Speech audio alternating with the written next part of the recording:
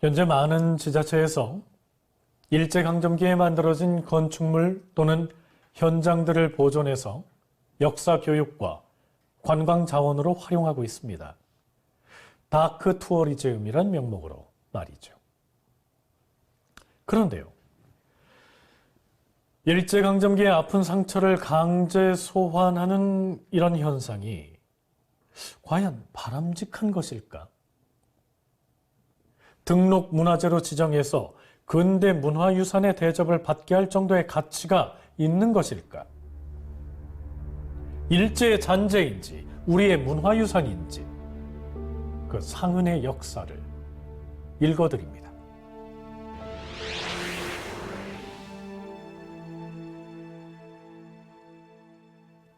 경기도에는 적지 않은 일제 건축물들이 남아있다 보니까 보존과 철거를 놓고 설왕설래가 끊이지 않습니다.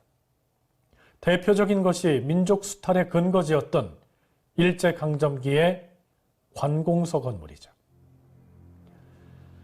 안성시 안성 1동의 주민센터는 1928년에 지어진 안성군청 건물입니다.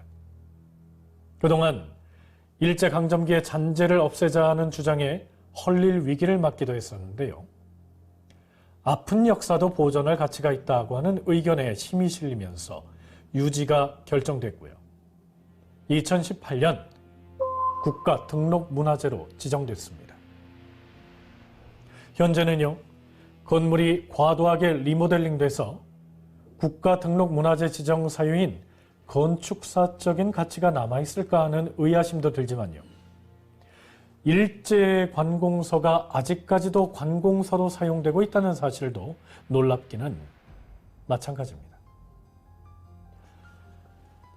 안양시 안양동의 서이면 사무소 건물과 안산시 대부동의 대부면사무소 건물도 일제가 지은 건물입니다.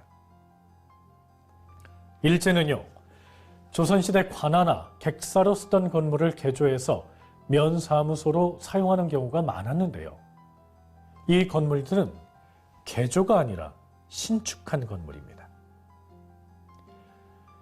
일제강점기의 공공시설들이 주로 벽돌조나 일본식인 목골조로 이루어졌던 것과는 달리 한옥 양식의 근대적 기능을 수용한 아주 과도기적인 행정건축의 특징을 보여주고 있죠.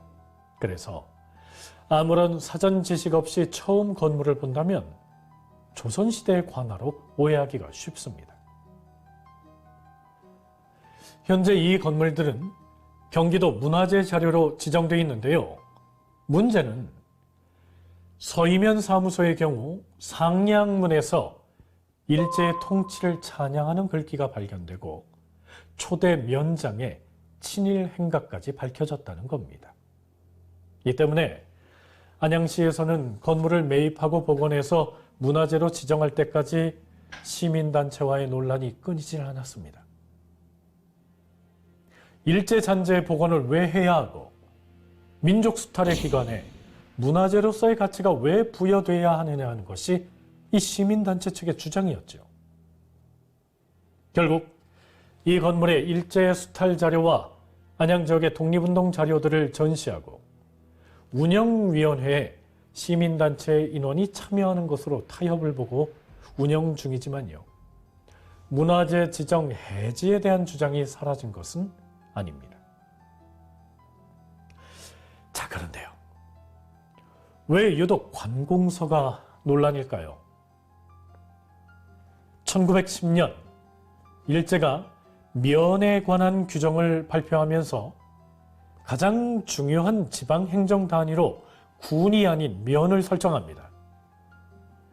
행정과 재정 측면에서 수탈 정책을 강화하기가 쉽고요. 그리고 치안 유지 측면에서 통제가 가장 용이했기 때문입니다. 즉, 일제강점기 당시 면사무소는 식민 경영에 따른 각종 수탈, 강제 동원, 황민화 교육 등을 수행한 말단 집행기관의 역할을 한 곳이었습니다. 그리고 면장은 주민과 가장 가까운 위치에서 이러한 행위를 담당한 책임자였죠. 자, 그러니 일제강점기 관공서에 구태여 문화유산이라든지 문화재라고 하는 명예를 부여하는 것이 적합한가 하는 문제는 심사숙고할 필요가 있습니다. 건축사적이나 역사적으로 보존 가치가 있다면 일제강점기 역사 자료 정도가 알맞지 않을까요? 일제의 민족수탈 현장을 역사문화 관광자원으로 활용하면서 앞세우는 명목이 다크 투어리즘입니다. 경기도에는 그야말로 이 다크 투어리즘의 적격인 장소들이 많이 있습니다. 시흥에 위치한 소래염전, 또 군자염전은 조선총독부에서 대규모 간척 사업으로 건설한 염전인데요. 한국인 인부를 동원해서 생산된 소금을 일본으로 보냈던 민족 수탈의 현장입니다. 또 안산 대부동의 선감학원은 조선총독부에서 불황아들을 감화시킨다는 명목으로 전국의 소년 수백 명을 섬으로 잡아들여서 강제 노역과 함께 전쟁에 투입할 군사교육을 했던 곳입니다. 그런가 하면 수원시 팔달구의 부국원은 1923년에 건축한 종자종묘 회사 건물인데요. 일제강점기 농업 침략과 수탈의 역사가 배어있는 곳입니다. 해방 이후 철거 위기에 처한 건물을 수원시에서 매입해서 복원 과정을 거쳤고요. 2017년 등록 문화재로 지정받았습니다. 현재 수원의 근현대 역사를 살펴볼 수 있는 전시관으로 활용되고 있죠. 자, 그런데 이렇게 일제 건물을 보존하고 관광상품으로 개발하는 데에는 올바른 설명과 또 활용 방안이 뒷받침돼야 합니다. 흔히 지자체 측에서는 아픈 역사도 역사이니까 보존하고 반면교사로 삼아야 한다는 논리를 펼치고 있습니다. 하지만 역사 문화의 거리라든지 문화재라든지 혹은 문화유산이라고 하는 미화된 단어를 난발하는 건 일제강점기의 잔재도 분명 우리의 삶이고 공간이고 역사이니 인정하라라고 하는 의미가 내포된 듯해서 반감을 느낄 수밖에 없을 겁니다. 1995년 철거된 조선총독부 건물이 국립중앙박물관으로 사용되고 있을 때 이곳은 일본인 관광객들의 주요 방문지였습니다. 조선총독부 앞에서 기념 촬영이라는 문구를 새긴 사진을 찍는 것이 일정에 포함되어 있었죠. 이 사례를 상기해 본다면 비극적인 역사의 장소에서 교훈을 얻는다는 이 다크 투어리즘이 누구에게나 적용되는 건 아닌 것 같습니다. 보존이냐 철거냐를 놓고 고민해야 할 대상에는 건축물 외에 기념물도 포함돼야 합니다. 수원시 장안구 파장동 노송지대에 있는 기념비입니다. 치산치수지비. 일제강점기 경기도지사를 지냈던 간자 요시쿠니의 글씨입니다. 이 기념비의 좌측면에는 비석을 세우는 데 도움을 준 기관과 인물들이 새겨져 있는데요. 동양척식주식회사, 동산농사주식회사라는 민족수탈기관이 버젓이 새겨져 있습니다. 뒷면에는요, 이 비석을 세운 이유를 설명해 놨습니다. 광교산에서 흘러내린 토사 때문에 주변이 황폐화됐는데 이걸 복구하고 사방공사를 진행했다는 겁니다. 네, 일제의 치적을 찬양하는 기념비입니다. 그런데요, 이 기념비를 남겨둔 것이 다크 투어리즘의 의미는 아닌 게 분명합니다. 주변에 아무런 안내판이 없기 때문에 지나가는 행인들은 영문도 모른 채 이 일제강점기의 기념비를 봐야 한다는 겁니다.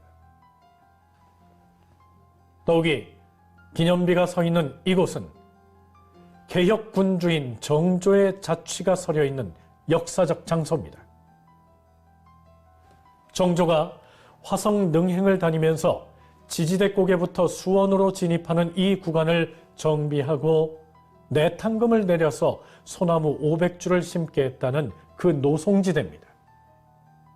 그러니 일제강점기 사방공사로 인해서 소나무와 정조의 능행로가 얼마나 훼손됐을지 짐작하기도 어렵습니다. 자, 이 기념비가 과연 이 자리에 이대로 남겨져서 기념해야 할 만한 대상일까요?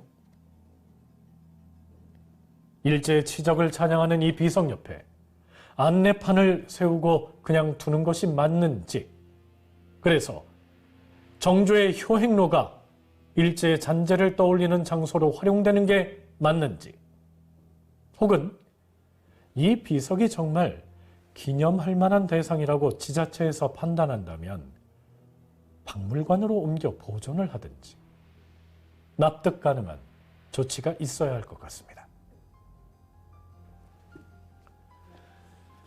물론 일제강점기에 지어진 건축물이나 기념물이라고 해서 모두 문제가 되는 것은 아닙니다. 근대 시기 한국에 도입되고 적응한 건축물의 한 형태로 봐야 한다는 건축사적 가치를 인정하는 주장이나 아픈 역사도 역사인이 철거하느니보다 보존해서 반면교사의 장으로 삼아야 한다는 역사적 효용성을 내세우는 주장도 일리가 없는 것은 아닙니다. 그러니 일제강점기 일본인에 의해 지어진 건축물의 가치평가와 보존 여부에 관해서 좀 더 엄격하고 객관적인 기준이 마련되고 적용될 필요가 있습니다. 그리고 보존 가치가 있는 건축물이라고 해도 그 역사적, 문화적 평가는 냉철하게 이루어져야 할 것입니다.